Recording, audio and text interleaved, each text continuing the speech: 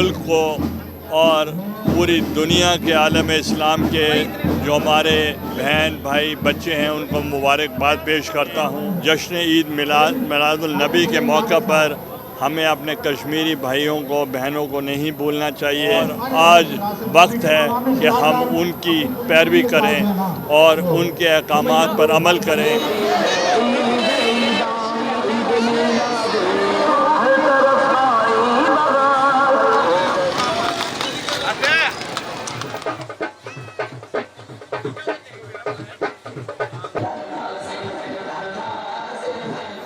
صرف مسلمانوں کی خوشیوں کا نہیں ہے، پوری عالم انسانیت اس بات پر خوش ہے کہ آج کے دن حضور علیہ السلام دنیا میں آئے اور یہاں پہ جو انسان کے زندگی کا اصل مقصد تھا وہ ان کو سمجھایا۔